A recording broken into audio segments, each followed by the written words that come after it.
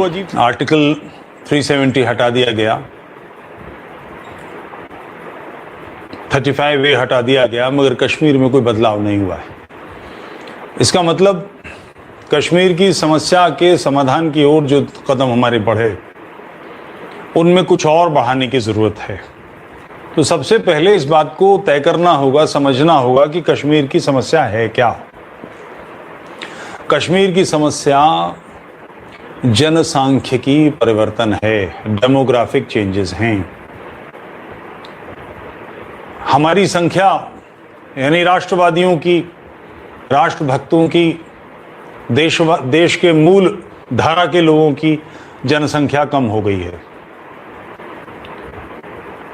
इतनी कम हो गई है कि उनको जब निष्कासन अभी 28-30 साल पहले उनका हुआ तो कुछ हजार लोग रह गए थे। पहले ही काफ़ी लोग बाहर आ चुके हैं। मैं दिल्ली में ही आपको चौथी 5वीं पीढ़ी के कश्मीरी मिल जाएंगे जो 5 पीढ़ी पहले, 7 पीढ़ी पहले माइग्रेट हुए थे। 100 साल पहले, 150 साल पहले, 200 साल पहले कश्मीर से निकल गए थे।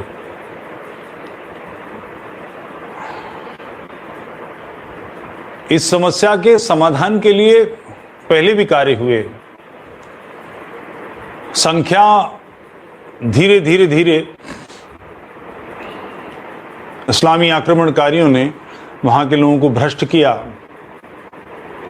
और वहां के जो स्थानीय निवासी थे वो इस बात से तटस्थ, निष्प्रय, सामान्य भारतीय की तरह, इस्लाम की उन्होंने समझ नहीं थी, न उसका अध्ययन किया। परिणाम ये रहा कि धीरे धीरे संख्या उनकी घटती चली गई। ज़ैनुल आबदीन और फलाना और ढमाका, और वो इसी में मस्त रहे कि वो निजी रूप से जो कुछ कर पा रहे हैं धर्म के नाम पर, यानी जो उनके लोकाचार हैं, वो पर्याप्त हैं। नहीं, धर्म और राजनीति विलग नहीं है। जो इस्लाम कहता है ना, दीन और दौला, दीन व्यक्तिगत चीजें, दौला राजनीति, सियासत, ये सब एक साथ है। ये वस्तुतः बिल्कुल ठीक बात है। हमारे आचार्य भी जानते थे।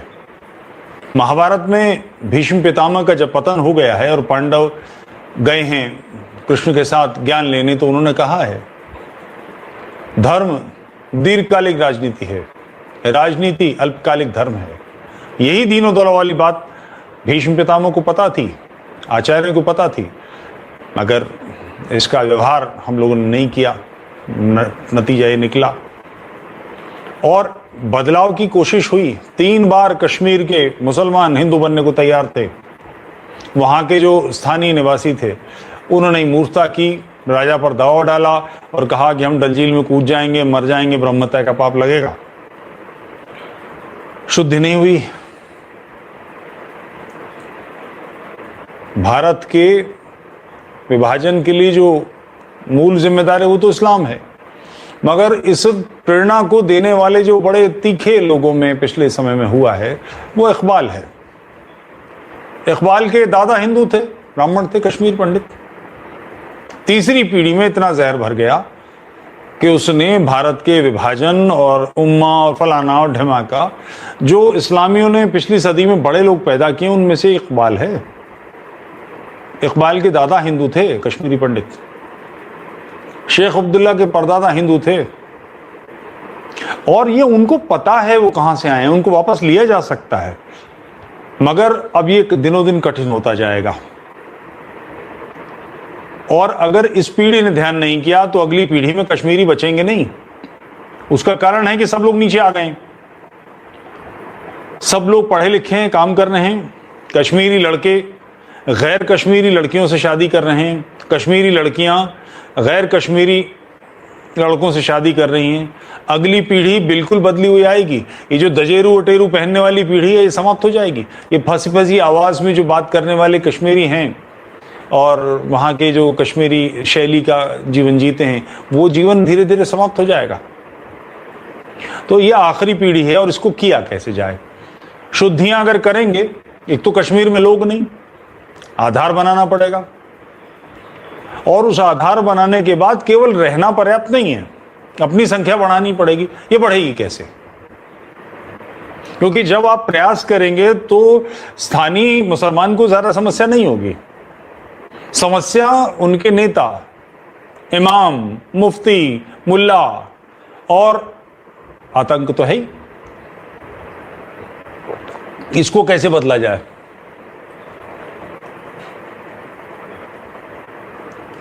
कश्मीर में शुद्धियां नहीं हो पाई, उसका कारण यह है कि ऐसा करने के लिए, और ये एक बार नहीं हुआ। जिस समय गृह मंत्री लाल कृष्ण आडवाणी थे, चट्टी सिंहपुरा में हत्याकांड हुए, लोग मारे गए, उस पर आडवाणी जी का स्टेटमेंट है। किसी पत्रकार ने पूछा तो उन्होंने कहा हम कैसे रोक सकते हैं? निश्चित रोक सकते हैं। आपके अंदर करनी होगा, आपके मन में करने का भान होगा तो निश्चित हो सकता है। कश्मीर में दो वर्ग हैं जो पीड़ित हैं, कश्मीरी पंडितों का, कश्मीरी हिंदुओं का तो हमें पता ही है। दूसरा एक वर्ग और है, वाल्मीकि समाज।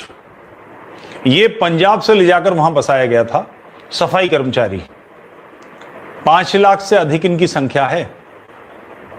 इनको अब मतदान का अधिकार मिला है।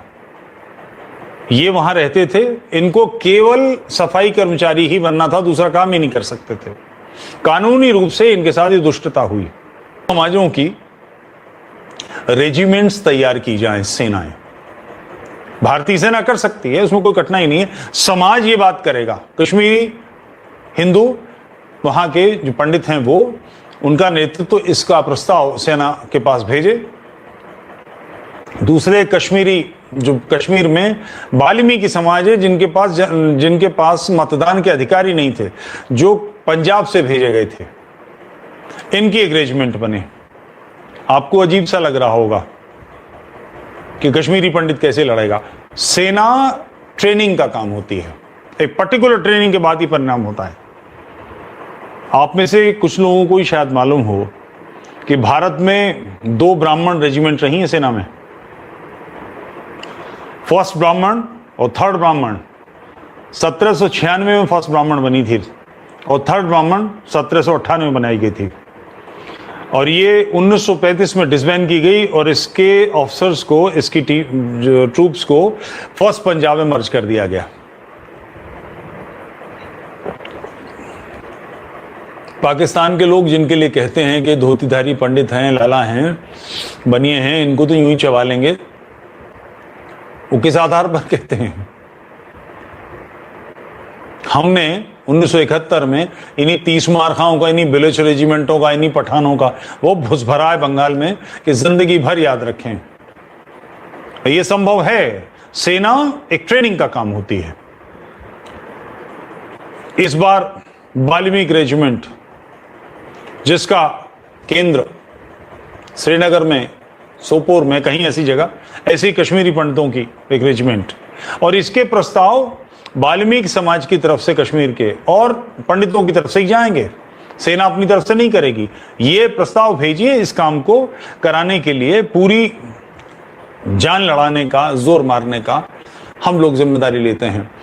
जब आप शुद्धियों का काम करेंगे तो विवाद होगा उस समय, और इनके लिए कुछ विशेषाधिकार देने होंगे। जो कश्मीरी सेना में हैं, जो वाल्मीकि सेना में हैं, महार रेजिमेंट आपको नाम सुना होगा, बड़ी वीर रेजिमेंट है। ये मूलतः जो पिछड़ी जातियां हैं, जो शूद्र कहलाती हैं, उनमें भी अति शूद्र हैं,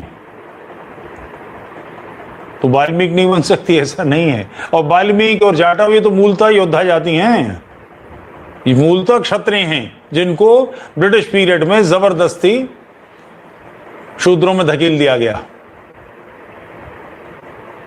इन दोनों की रेजिमेंट बने। जब विवाद होगा, जैसे एक नाम सामने से, दुनिया में सबसे बड़ी सेना किसके पास है? स्वाभाविक रूप से कहेंगे अमेरिका, दूसरे नंबर पर चीन, तीसरे नंबर पर भारत। नो, सबसे बड़ी सेना इजराइल के पास।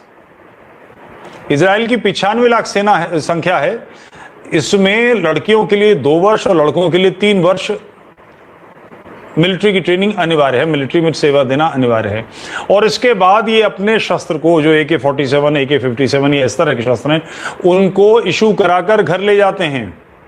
यानी 5 लाख वृद्ध लोगों को छोड़ दीजिए, 7 लाख, 8 लाख, 10 लाख वृद्धों को छोड़ दीजिए, 85 लाख का सैन्य है इजराइल का। तो इन लोगों को भी ये कि जो ट्रेनिंग करेंगे और जो मिलिट्री में काम करेंगे, जब छुट्टी या घर जाएंगे तो अपने वेपन को साथ लेकर जाएंगे, रिवॉल्वर पिस्टल को नहीं, बड़े वेपन को साथ लेकर जाएंगे। समाज में इनके, आप कल्पना करें कि 5000 लोग छुट्टी पर हैं या 4000 लोग छुट्टी पर हैं, 3000 लोग छुट्टी पर हैं, और वो AK-47 कमर में डाल के सिविलियंस सिविल ड्रेस में डाउनटाउन में घूम रहे हैं। उनके कुछ विशेषाधिकार देने होंगे, रिटायरमेंट होता है तो अपना वेपन साथ ले जाएं। कश्मीर की समस्या के लिए ग्राउंड पर कुछ आधार चाहिए, बाहर से आए ट्रूप नहीं कर सकते।